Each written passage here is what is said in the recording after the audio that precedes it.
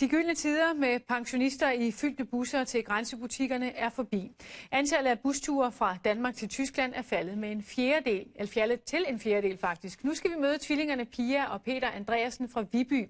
Som nogle af de sidste holder de fast i en livsstil, der er ved at uddø. En rullende institution parkeret i mørket. Den her bus er ikke bare på vej til Tyskland, den er også på vej ud i glemslen.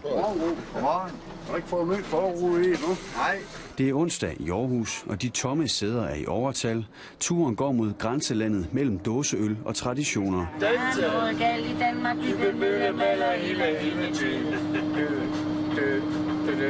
Pia og Peter Andreasen er tvillinger.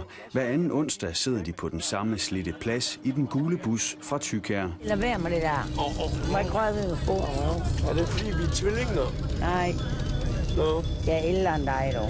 Ja, der var 5 minutter et eller andet. Ja, jeg er 10 minutter klogere. Ja, vi er over 10 minutter højere end dig. Ja, nu vil jeg have en smøg. 3 minutters rygepause. Allerede i Horsens går det galt. En håndfuld passagerer er udeblevet. Goddag. Skulle ikke til Tyskland?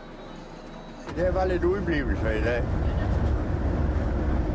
Desværre, det sker ret tit. Folk tager det ikke seriøst nok. Og det er derfor antallet af korte indkøbsture med bus fra Danmark til de tyske grænsebutikker er faldet til en fjerdedel. En livsstil er ved at uddø. Og det er meget gode, hvorfor at folk de ikke bliver ved med at holde den ved tradition, og bliver ved med at køre med Robert og Ben Tykær, som sagt, som står på bussen. Fordi at det er den eneste alternative mulighed, vi har for at komme ned til Tyskland og købe nogle billige ting og komme hjem igen. For 10 år siden var bussen fuld af ældre pensionister i pastelfarver. I dag er 42-årige Pia og Peter nogle af de sidste i den nye generation af stamgæster. Jeg er pensionist. Og jeg er min tvillingbror. Og jeg er pensionist. Vi er begge to pensionister. Jeg har arbejdet for hårdt. Jeg har ødelagt begge mine arme. Og jeg har haft et hjemmerøveri, så jeg har ødelagt min lins, og jeg døjer med at gå og stå. Det er blevet født. Jeg blev født med hul i hjerte og punkteret lunge. Og min tvillingssøster, hun er rask, men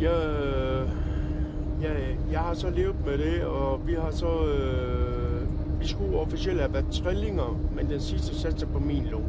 Selvom bussen mangler mennesker, mangler den ikke historier. For eksempel på det allerforreste sæde, hvor Robert Sørensen har kørt ruten i 30 år. Med den forbrugende kone, der er vi nødt til at fortsætte her.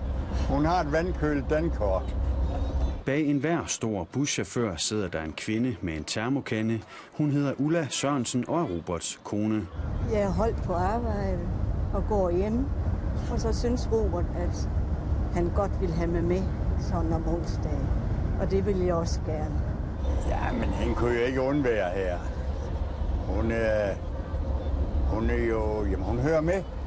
Men så pludselig under en rygepause opstår der skænderi mellem Peter og en af de andre passagerer. Fortæl mig lige, hvad er der galt? Det ved jeg ikke. Det er ham der råber af min bror.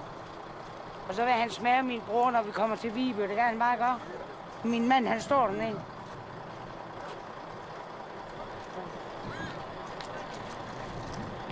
Han skal bare gå for sig selv ind i butikken, fordi at, han kan blive hisig derinde.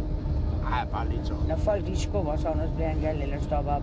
På det bagerste sæde i bussen sidder der en mand, som i dag skal være farfar. Du bliver farfar i dag? Ja, det er på min kæreste side. Hvorfor er du så taget med her? Fordi vi ikke har flere øl hjemme. Og i midten af bussen er 2 debutanter ved at vende sig til jargonen. Robert og Ulla er rigtig, rigtig søde. Og sørge for, at der er en god stemning. Nu sidder vi selvfølgelig også heroppe. Jeg tror måske, stemningen er lidt anderledes helt nede bag bussen. Man kan høre, at Pia er lidt utilfreds med Peter, blandt andet.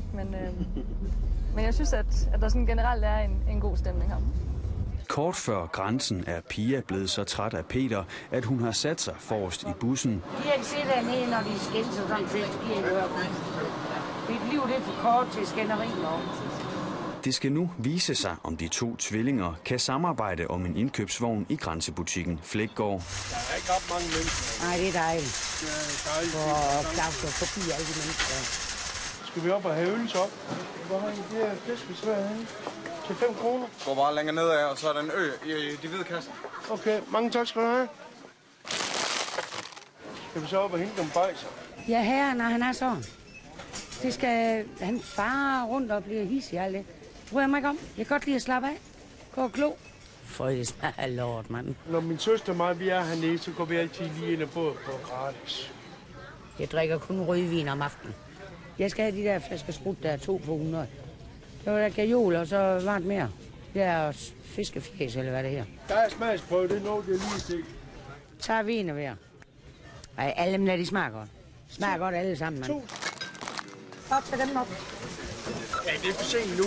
Ja, det skal da ikke. Det skal da bare sådan. Det kan sgu da ikke Ja. Nu sagde jeg, at jeg håber, der er penge nok på kontoen, hva'? Jeg nåede slet ikke at få min knor og sovs og alt det, jeg gerne vil have. Det er sådan cirka en... 1,5 time senere er passagererne tilbage i bussen. En bus, der for længst har haft sin storhedstid. Det sker en gang imellem, at vi er nødt til at aflyse, fordi at, som sagt, vi kommer under de der magiske tal på 25. For mens grænsehandlen er steget markant, så er folk begyndt at tage bilen. Men ikke Pia og Peter, de er nu blevet gode venner igen og bliver siddende i bussen lige ind til endestationen. På en markedsplads, hvor jeg var færdig med at spille. Busselskaberne håber nu, at de nye fedtafgifter vil lokke flere passagerer ombord. Thykier fortæller, at de som noget nyt vil koble specielle kølevogne på bussen, så passagererne kan få stort set